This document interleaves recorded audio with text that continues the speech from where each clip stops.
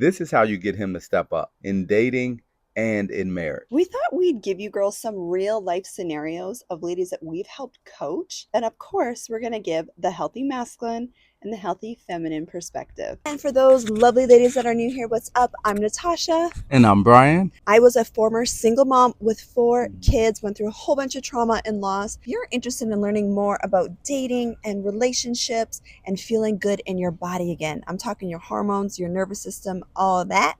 Click the subscribe button so you don't miss any of our videos and content. I was coaching a few of the ladies in the Feminine Energy Academy this week, and we had some great questions. These are a few of the questions that stood out that we wanted to go a little deeper into. So one of the first questions was, how do I get my guy to step up and take it to the next level, which is marriage? He's a provider guy, provider energy guy.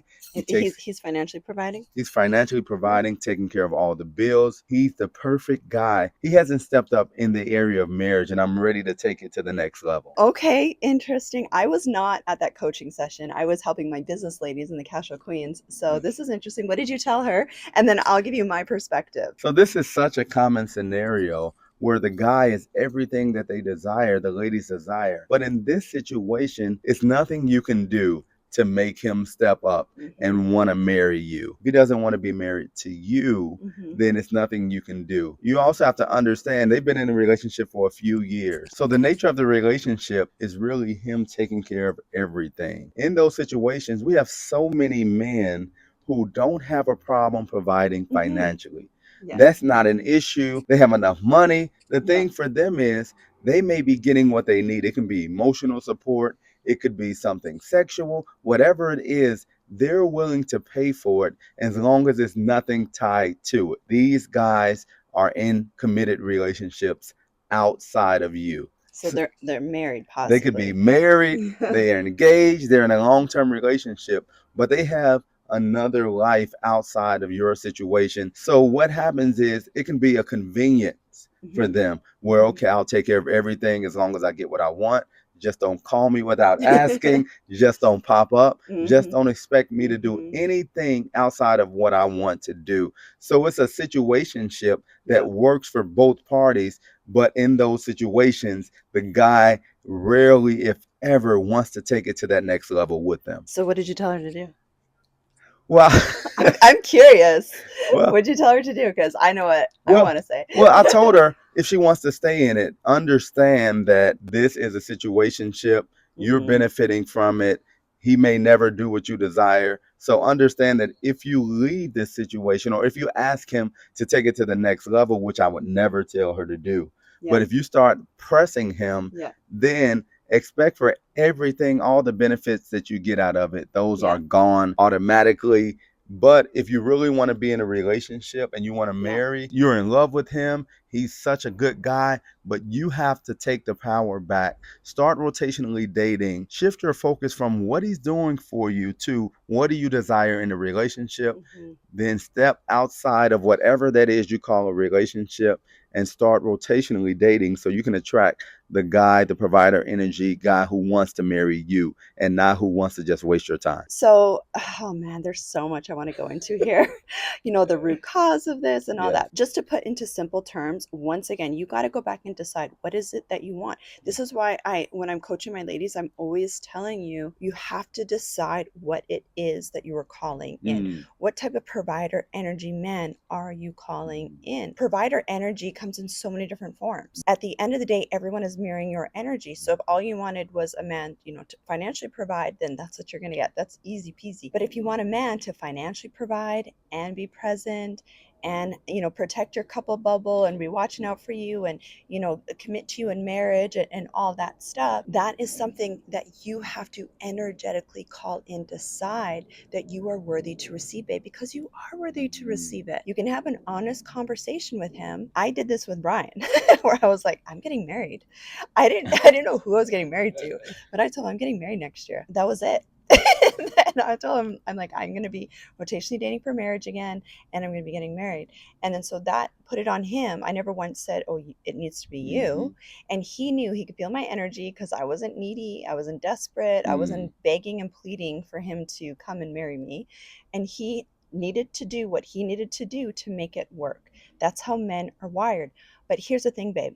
If you are attached, which women get attached to men, especially if you've been with him for a couple of years, that's what makes it hard for women, especially if you've been intimate with him. When you're attached, it's harder to walk away from these situations. So you need to have a conversation with him, an honest conversation with him, and then you need to give him that space and that freedom to make his own decision.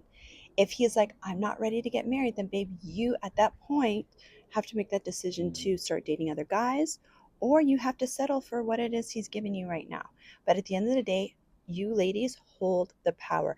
The masculine responds to the feminine. It made me think about something else that I said to her, and you Okay. talk about it all the time, having that love list. So that love list isn't So how good. tall is he, does he have, this look or that look. Yeah. No, the love list are the necessities for you to feel like this is someone that I'm comfortable getting married to, Yeah. growing with. And those necessities are what allow the relationship to stay solid. So having that love list is so important, because what happens is you can find a guy who has a couple of things that just stand out, right? Yeah. He's super financially well taken care of. Yeah. He has a lot of nice things. He lives in that neighborhood that you desire.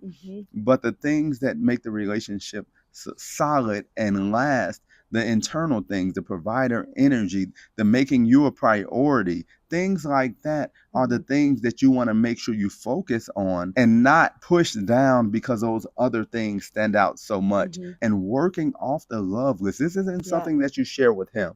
Like, okay, this is my love list. But no, don't make those decisions based off an emotion, leading with emotion, but you have things that you can refer to just to make sure that this is the one, even though I'm emotionally connected to him. No, this is potentially the one that I want to dedicate my life to. What were we just watching? And the lady, I think it was selling OC or something like that. And and the two guys are her option, and one she has chemistry with, and the other guy actually treats her well, provider, protector, consistent, but she's not, doesn't have the butterflies and the chemistry with.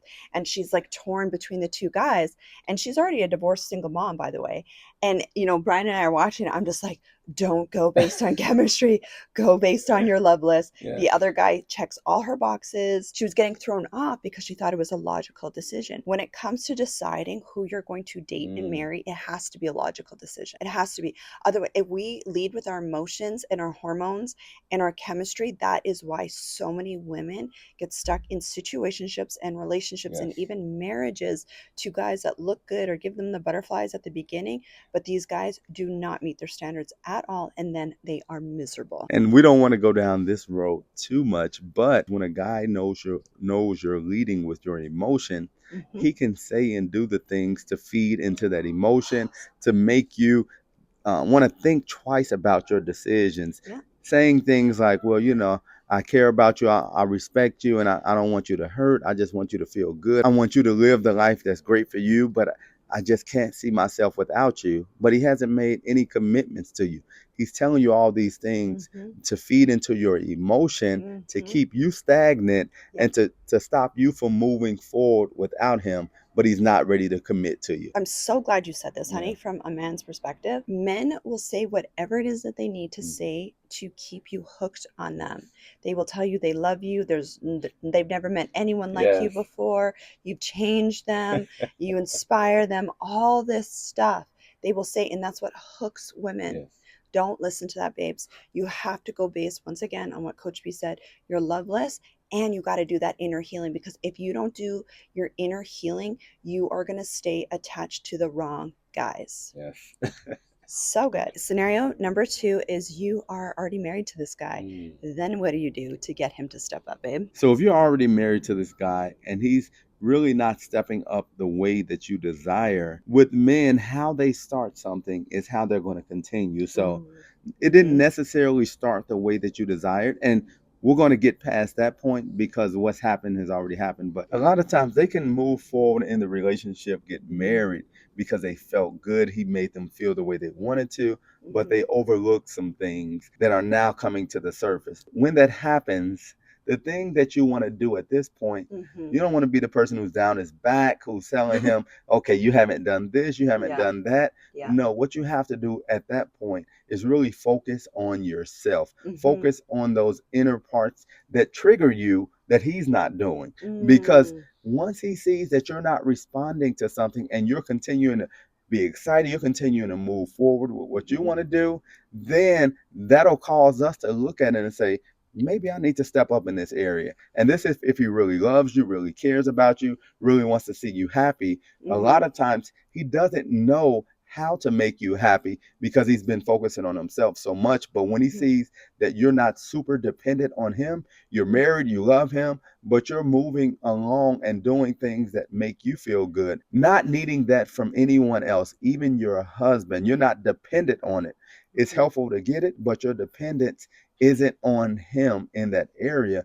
Then that causes us to take a look like, why are you so happy? Why are you enjoying yourself when I'm not giving you what you need? And that'll cause a healthy masculine energy man who may just not have known to cause us to step up now and to start filling some of those voids, because we want to make you happy. We want to be with you. We want to see you prospering in life. Sometimes it could just be the ignorance of us just not knowing, because that wasn't demanded initially when we got together. It's okay. Like, you are going to evolve so much in a marriage, and so is your guy. This pastor was talking, he's like, my wife has been married to 5 different guys in this one marriage.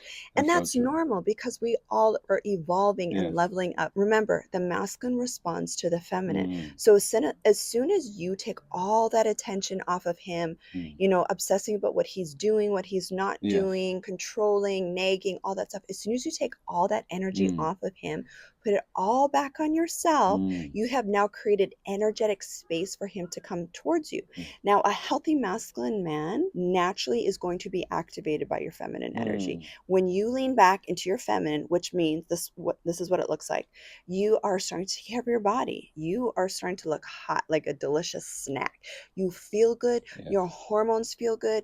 Your energy feels good. Your nervous system is healing. You're doing some inner child work, you know, healing those abandonment wounds.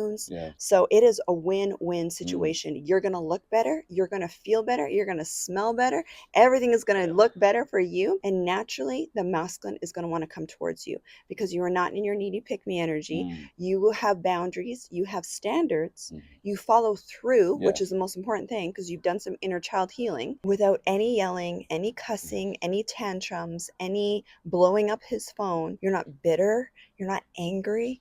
No, you are just in your own peace. And that's what makes you super magnetic to your husband. And the wrong guy will fall away at the end of the day. We can go so much deeper into this. We had so many great questions on the call.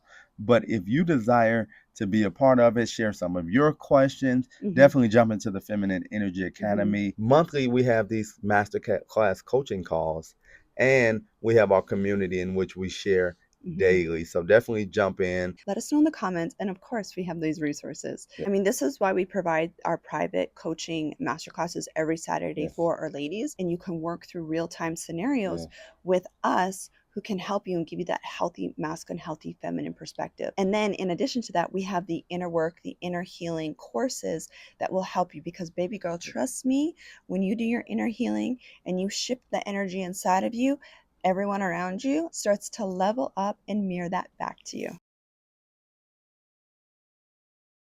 Men will say whatever it is that they need. Note to self, never do videos on Tuesday mornings again. Okay, how about question number 2 or scenario? Stepping up. He's showing all these signs that he's... Wait, because it really does pick up Really? the airplane, Anyone else? Quiet, please, guys. And I think there's more flights that fly over in Vegas on Tuesdays as well. Could be. Based off of feeling... Sorry. And your standards. It's really distracting, the video when the airplane's over. Oh, that's okay. What'd you say? It's your North Star. North Star. North Star. What's that? Like your reference point. Oh. It's your reference point. Oh, say it again. I'll say it again. So I'm just going all the way. I'm used to not talking the whole time. Feeling good about it. I think the first time we recorded was on a Tuesday. Because remember, we had to stop every 2 seconds? Yes.